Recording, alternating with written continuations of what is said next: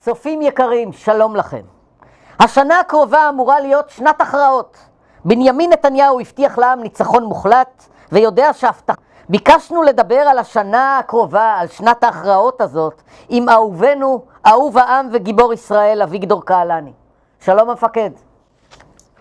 שלום פיני, אחרי מחמאה שכזאת, מזל שאני שחום. אני אומר אתה עינך. שאלה מורכבת מאוד, שאפילו הנביא ישעיהו וירמיהו לא מסוגלים לחזות מה יקרה בשנה הזו.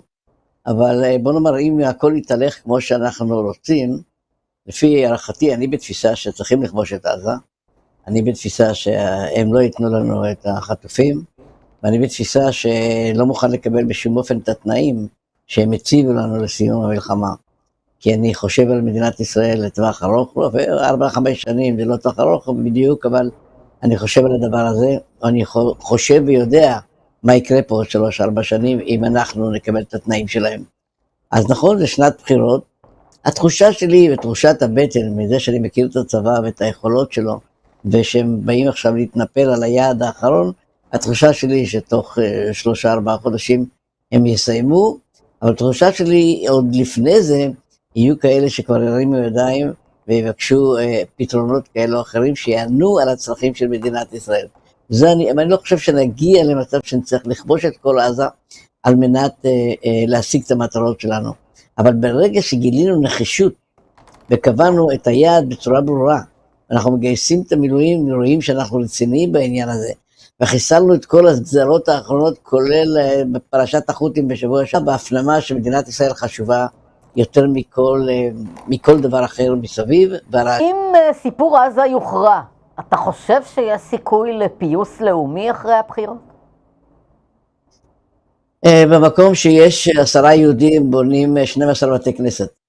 אני לא חושב שהוויכוחים בינינו ייגמרו אי פעם. לא ייגמרו. כן, ביבי לא, ביבי צריך לעוף, ביבי צריך להישאר וכן הלאה.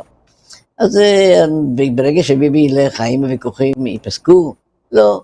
האם ההבדלים בתפיסת העולם בין מחנה שמאל למחנה ימין ייפסקו? לא. שקט לא יהיה כאן. אם נצליח להחזיר את החטופים, אז בואו יחסמו את התנועה. לפי דעתי. אני לא, אבל מה שבראייה הביאה להפנמה של העם, שאנחנו נמצאים בסכנה קיומית, הביאה את העם שהוא זז ימינה בתפיסה הלאומית שלו והביטחונית, כלומר חייבים להמשיך לשמור על עצמנו, הביאה את העם להבין שמהגולן לא יורדים, והיום היא מבינה גם את העם, מביא את העם להבנה שכנראה מהירדן לא זזים. אלה דברים חשובים מאוד, שזה. השינוי המהותי בכל הגזרה יכול להשפיע פנימה אצלנו, אבל אנחנו לא מכירים את עצמנו, והריבים ימשיכו להיות שאלה מי יתפוס את הפיקוד. אני חושב שכל אלה שיושבים בצד כרגע וזורקים אבנים על הממשלה, היו צריכים להיות בתוך הממשלה. ויש להם אחריות לאומית, הם נבחרו על ידי אנשים, הם היו צריכים להיכנס ולהשפיע, והם עומדים מהצד וזורקים אבנים. לפי דעתי זה חוסר אחריות. אתה יודע, פעם כשהיינו צעירים שרו הלהקות הצבאיות, העולם כולו נגדנו. אבל העולם לא היה נגדנו, במעגלים הרחבים יותר. אירופה נהפכת מוסלמית, עולם מערבי, העולם המזרחי אף פעם לא היה איתנו, אין אירופה, מה נשאר? אז הסכמי אברהם, וגם עכשיו כשכל הזמן מטפטפים הסכם עם סעודיה ולא הסכם עם סעודיה, אתה מאמין בהסכם? מלחמה נגד לבנון וסוריה והחזית המזרחית, האם מול המצרים אתה תשים את תזמורת צה"ל להגן עלינו? לא יודע, בשלב זה אפילו תזמורת צה"ל לא נמצאת שם כדי להגן עלינו. כן, אבל תסתכל מה קורה. נכנס לתוך סיני מבלי שיש לו אישור להיכנס לתוך סיני.